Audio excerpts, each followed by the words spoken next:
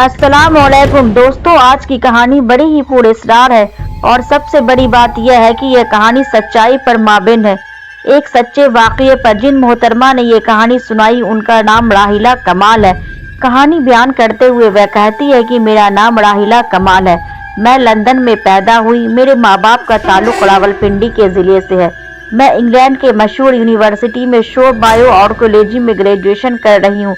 इसके अलावा मैं पार्ट टाइम में लंदन के एक बहुत बड़े एंटीक स्टोर में जॉब करती हूँ। इस स्टोर में दुनिया भर के एंटीक कैरेक्टर्स की सारा साल आमोद-रफ्त रहती है। मेरा तारुफ उस अजीम शान स्टोर के जेवरात के हिस्से में से है। इस हवाले से कदीम और नादिर जेवरात पर मेरी नज़र बहुत गहरी और वसी है।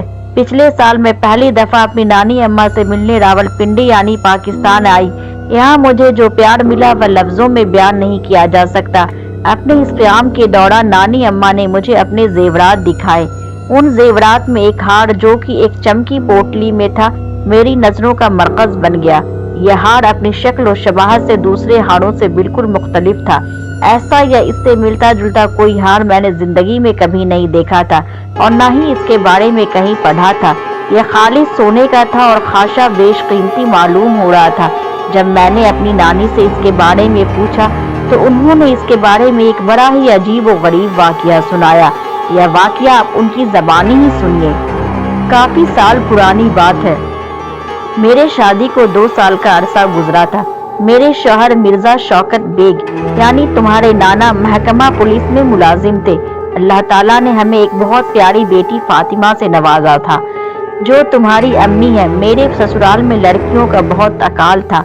मेरे 7 देवर और जेठ थे मगर ननंद सिर्फ एक ही थी जो सब भाइयों और माँ की बहुत लाडली थी। मेरे सास ससुर सारी औलाद की शादियों के फर्ज से सुबकदोश हो चुके थे। कुदरत ने उनको पोते तो काफी सारे अता किए थे मगर पोती सिर्फ फातिमा ही उनके गोद में आई। अकेले होने की वजह से वह घर भर की आंखों का तारा थी। उन्हीं दिनों मेरे शौहर को अपने एक अजीज दोस्त की शादी में कराची जाना पड़ गया। हम शादी के बाद कहीं भी नहीं गए थे, लिहाजा मेरे शौहर ने मुझे भी साथ ले जाने का फैसला किया। हम लोगों को स्टेशन छोड़ने सारे ही लोग आए हुए थे। ऐसा लगता था कि हम कराची नहीं बल्कि मुल्क से बाहर कहीं दूर और 15 दिन के लिए नहीं बल्कि बरसों के लिए जा रहे हैं। खैर, रेलगाड़ी के चलते चलते भी सब लोगों ने फातिमा को बहुत प्यार किया और बहुत सारी दुआओं के साथ हमें रुखसत किया। फातिमा उस वक्त 7 महीने की थी। 2-3 दिन से तबीयत की खराबी के सबब चिड़चिड़ी से हो रही थी और हर वक्त रोती रहती थी। हमारा सफर बहुत अच्छी तरह तय हो रहा था और हमारी बॉगी में भी अच्छे लोग सफर कर रहे थे। रात खाने के बाद मेरे शौहर ने मुझसे पूछा कि किसी और चीज की जरूरत तो नहीं है। मेरे इनकार करने पर वह तकिया उठाकर ऊपर बर्थ पर चढ़ गए और थोड़ी ही देर में खराटे लेने लगे। फातिमा को जो दवा दी थी शायद उनमें नींद की दवा भी शामिल थी जिसकी वजह से वह मजे से सो रही थी। रेलगाड़ी अपनी पूरी रफ्तार से दरख्तों, खेतों और देहातों के पीछे छोड़े हुए भागी चली जा रही थी। गर्मियों के दिन थे पर रात बड़ी खुशगवार थी। खिड़की से ठंडी हवा के झोंके बहुत अच्छे मालूम हो रहे थे। मैं भी सारे दिन की जागी और काफी थकी हुई थी, लिहाजा फौरन ही आंख लग गई। न जाने मुझे सोते हुए कितना वक्त बीता होगा कि गाड़ी किसी स्टेशन पे रुकी और स्टेशन की मखसूस आवाजों ने मुझे जगा दिया। रात के 2:30 बज रहे थे मगर स्टेशन में सारे लोग जाग रहे थे। मैंने स्टेशन का नाम देख लिया था, गंथ। अभी गाड़ी ने दोबारा से हरकत में आना शुरू कर दी। फातिमा उठ गई और रोने लगी। मैंने उसे कांधे से लगाया और थपकने लगी मगर उसने तो चुप न होने की गोया कसम खाई हुई थी और जोर जोर से रोने लगी। मैं उसे लेकर खड़ी हो गई। इसी असना में गाड़ी अच्छी खासी रफ्तार पकड़ चुकी थी। मेरे शौहर ऐसे घोड़े बेचकर सोते थे कि कुछ भी हो जाए उठने का नाम ना लेते। पूरे डब्बे में सभी लोग सो रहे थे और फातिमा ने मुसलसल रोए चले जाने से मैं बहुत परेशान थी। मुझे अच्छा नहीं लगता था अगर मेरी बेटी की वजह से किसी की भी नींद खराब हो। अचानक रेलगाड़ी को कोई शायद लाल सिग्नल मिला होगा जिसकी वजह से वह रुकने लगी। मैं और मुसाफिरों के आराम की खातिर फातिमा को लिए दरवाजे के पास आ गई। रेलगाड़ी कमात के खेतों में खड़ी थी। बाहर चांद की रोशनी बड़ी भली मालूम हो रही थी। फातिमा को भी शायद गाड़ी रुकने का एहसास हो गया और वह पहले से ज्यादा आवाज से रोने लगी। ट्रेन के रुकने की वजह से पूरे माहौल पर खामोशी तारी थी। ऐसे में उसके रोने की आवाज बहुत बुरी लग रही थी। मैंने फातिमा को चुप कराने की खातिर डराते हुए कहा, चुप हो जा वरना तुम्हें जिन ले जाएगा। यह कहकर मैंने दरवाजे से बाहर लगे एक पीपल के दरख्त की तरफ इशारा किया। आजा जिन, मेरी फातिमा को उठाकर ले जाइए, चुप नहीं हो रही, रोए जा रही है। मेरे ये कहते ही अचानक मुझे ऐसा लगा कि कोई मेरे बिल्कुल नजदीक आन खड़ा हुआ है और फिर यकीनन फातिमा को मुझसे किसी ने छीन लिया और वो लम्हे भर में ही मेरे सामने से गायब हो गई। अपने हाथों पर मुझे वाज़े तौर पर किसी के बड़े बड़े खुदे हाथों का लम्स महसूस हुआ।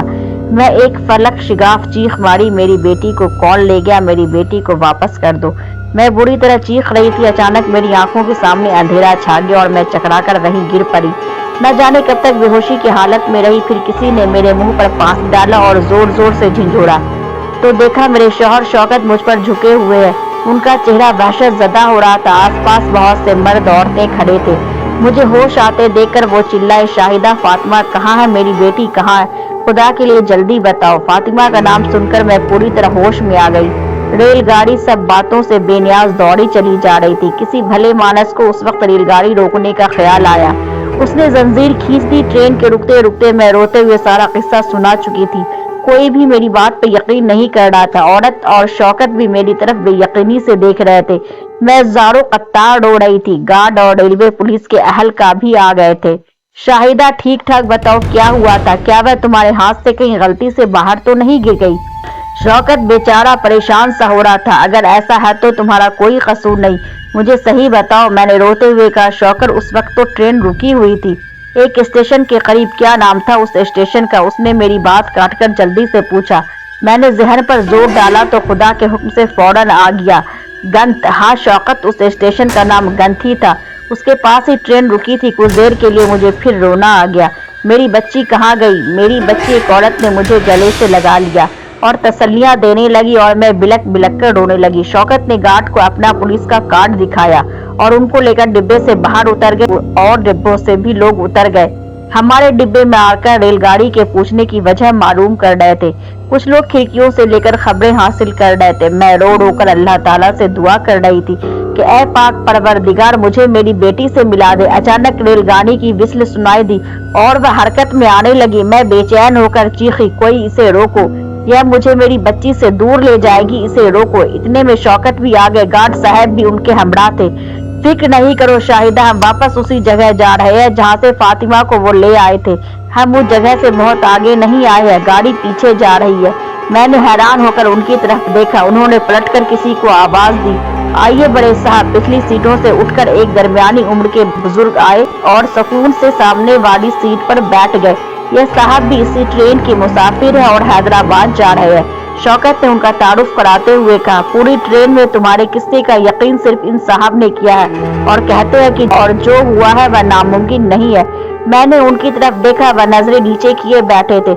निहायत शफकत से कहने लगे, बेटी, अल्लाह ने चाहा तो बहुत जल्द आपकी बच्ची आपकी गोद में होगी, मगर आइंदा कभी अपने मुंह से ऐसे कलमा अदा ना कीजिएगा। क्या मालूम किस वक्त कौन कहाँ मौजूद हो।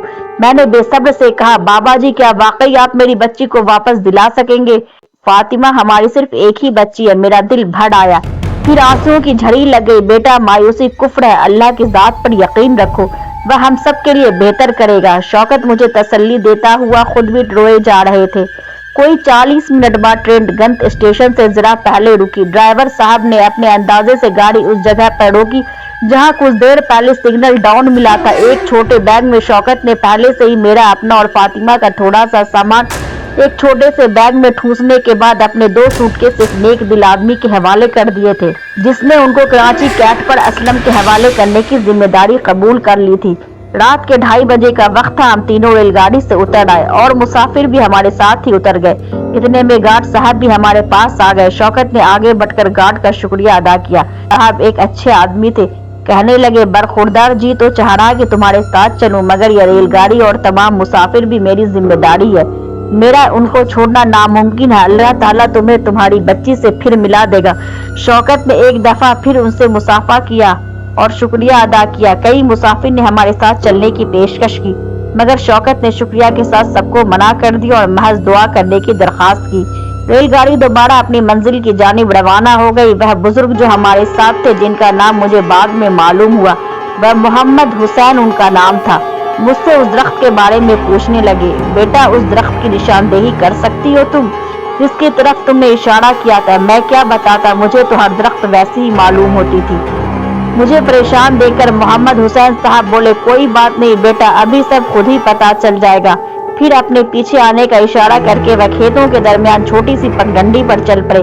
میں نے پلٹ کر دیکھا، ریل گاڑی لمحہ بہ لمحہ نظروں سے دور جا رہی تھی۔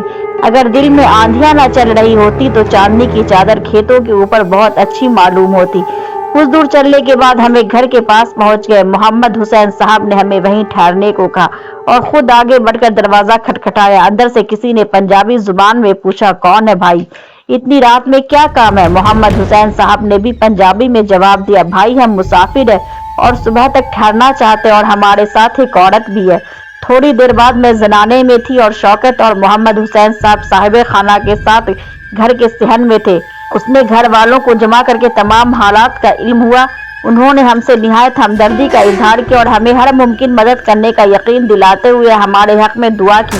تھوڑی دیر میں گرم گرم پراٹھے کی انتہا انگیز خوشبو آنی شروع ہو گئی اور مجھے ان سادہ لو لوگوں سے بڑی شرم محسوس ہوئی۔ رات 3 بجے وہ انجان مہمانوں کی خاطر کھانا بنا رہے تھے۔ سب کے بہت اصرار پر تھوڑا سا کھانا زہر مار کر کھایا، مگر بیٹی کی جدائی کی وجہ سے اتنی پریشان تھی کہ کچھ بھی کھانے کو دل نہیں کر رہا تھا۔ محمد حسین صاحب نے 3:15 بجے ہم سب کو سونے کے لیے کہا اور خود ایک کونے میں آ کر جانماز لے کر بیٹھ گئے۔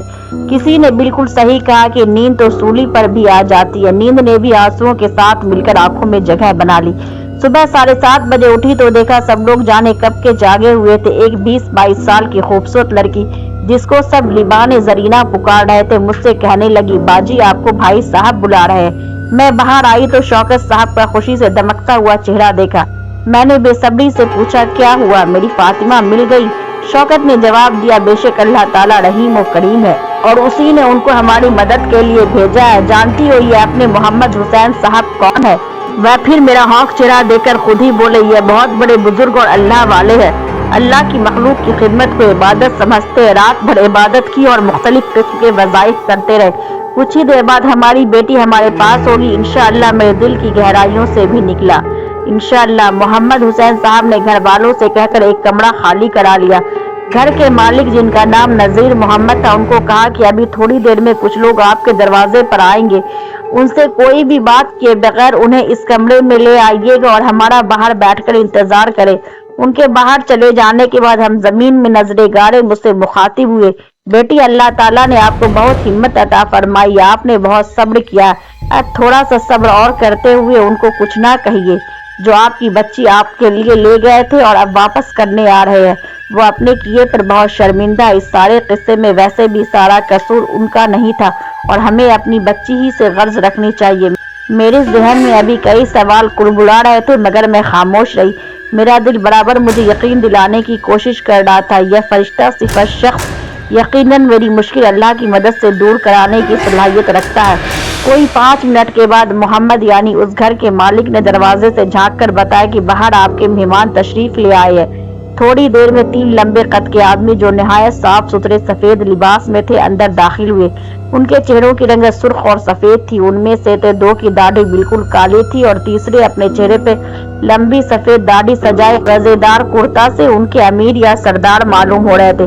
تینوں نے بڑی عقیدت کے ساتھ محمد حسین صاحب کے ساتھ مصافحہ کیا اور ہم دونوں کی طرف دیکھ کر محض سر ہلانے پر اکتفا کیا اور محمد حسین صاحب کے سامنے سر جھکا کر بیٹھ گئے۔ میں نے ایک نظر میں ان کے چہرے پر ندامت اور شرمندگی کی سائے واضح طور پر محسوس کیے۔ محمد حسین صاحب نے تیوری پر بل ڈال کر کہا، اور اس پر آپ اپنے آپ کو مسلمان کہتے ہیں؟ کیا مسلمان اپنے مسلمان بھائی کو کوئی اذیت دینے کا سوچ بھی سکتا ہے؟ اچھا بہت ہو چکا، جلدی سے لائیے ان کی بچی، اچھا خاصا یہ لوگ پریشان ہو چکے ہیں۔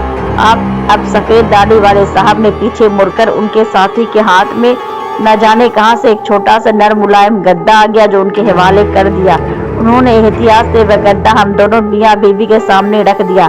میں نے بجلی کی تیزی سے وہ گدا اٹھایا اور اسے کھول کر دیکھا تو میری پھول سی بچی فاطمہ ان تمام ہنگامہ خیز حالات سے بے خبر منہ میں انگوٹھا لیے آرام سے سو رہی تھی۔ میں بے خبر ہو کر اسے چومنے لگی۔ میری آنکھوں میں ایک بار پھر چشمے پھوٹنے لگے۔ اس بار ان میں خوشی کے آنسو تھے۔ شوکت کی حالت بھی کچھ مختلف نہ تھی، کبھی وہ فاطمہ کے گال چھو چھو کر دیکھتے اور کبھی اس کے ننھے منھے ہاتھوں کو۔ ایسا لگتا تھا انہوں نے کوئی خزانہ پا لیا ہو۔ बेटी हो सके तो हमें माफ कर देना। सफेद दाढ़ी वाले बुजुर्ग मुझसे मुखातिब हुए। हम बहुत बड़ी गलतफहमी का शिकार हो चुके थे। तुमने जब उस दरख्त की जानिब इशारा करके कहा, ऐ जिन, इस बच्ची को ले जा, तो चूंकि हमारा उसी दरख्त पर बसेरा था, हम समझे आप कोई बहुत पहुंची हुई हस्ती है और हम आपकी आंखों से ओझल नहीं हुए, आप हमें देख सकती हैं। इसलिए आपके हमारी तरफ इशारा करके कहा, ऐ जिन, इस बच्ची को ले जा। हम आपका हुक्म टाल नहीं सकते थे, इसलिए हमने आपकी बच्ची को उठा लिया। और हैरत की बात यह थी कि मैं इस बात पर कतई खौफजदा नहीं थी कि मुझसे कोई जिन्नजात बात कर रहा है। हालांकि मैं अपने खानदान में अच्छी खासी डरपोक मशहूर थी, बल्कि मैंने उन शरीफ और मेहरबान चेहरे वाले बुजुर्ग जिनसे कहा, बाबा गलती मेरी थी, आप मुझसे माफी मांगकर मुझे मजीद शर्मिंदा ना करें। मेहरबान चेहरे वाले बुजुर्ग ने एक बार फिर अपने साथी की तरफ पलटे। इस दफा उसने उनके चमड़े की पोटली थमा दी। यह लो बेटा, हमारी तरफ से इस प्यारी सी बच्चे के लिए एक छोटा सा तोहफा। उन्होंने हाथ बढ़ाकर पोटली हमारे पास रख दी और मोहम्मद हुसैन साहब से इजाजत तलब करके बाहर चले गए। बच्ची का गद्दा निहायत नरम मुलायम था और उसमें से इतनी पुरसकून खुशबू आ रही थी जो आज बरसों गुजर जाने के बाद भी वैसी ही थी। उनके चले जाने के बाद शौकत मोहम्मद हुसैन साहब के सामने बैठ गया। हजरत, आज अगर इत्तफाक से आप ना मिलते तो हम क्या करते? हम तो कभी अपने घर वालों को अपनी शक्ल नहीं दिखाते, हम तो उन्हीं रास्तों में अपनी बेटी फातिमा को आवाजें देते देते खत्म हो जाते। हम आपके मकरूज हैं, बताइए हुजूर, हम आपका एहसान किस तरह उतारे? शौकत की आवाज शिद्दत जज्बात से भर गई और वह बाकायदा रो रहे थे। मोहम्मद हुसैन साहब यानी उस बुजुर्ग ने शौकत के सर पे हाथ रख दिया। क्यों मुझे गुनहगार करते हो? सारे काम करने वाला वह जिसके कब्जे में हम सब की जान है। अगर वाकई इसको एहसान समझते हो और इसको उतारना चाहते हो तो याद रखो, आज के बाद किसी को भी अगर मदद की जरूरत हो तो उसे मायूस ना करना। नेकी का मतलब सिर्फ नेकी होता है, छोटी नेकी या बड़ी नेकी नहीं। किसी नागवार बात पर जरा सी चश्मपोशी उस खैरात से बेहतर होती है जिसके पीछे कोई दुख हो। किसी के लिए मुस्कुरा देना भी मेरी भाई सदक़े में शुमार होता है। इतने में नजीर साहब ने अंदर आने की इजाजत चाहिए। अपने ही घर में वह बिल्कुल अनजान लोगों के सामने बिछे जा रहे थे।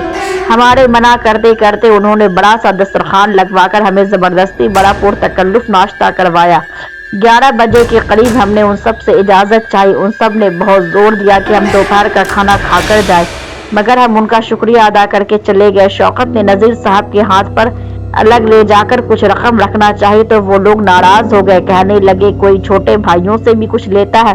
इतनी हंगामा आराई के बाद हम दोनों मियाँ बीवी ने मजीद आगे जाना मुनासिब ना समझा और मोहम्मद हुसैन साहब से इजाजत और दुआएं लेकर बस के जरिए वापस रावलपिंडी आ गए। घर आकर मैंने बुजुर्ग जिनकी दी हुई पोटली खोलकर देखी तो उसमें भारी सोने का बेशकीमती हार था।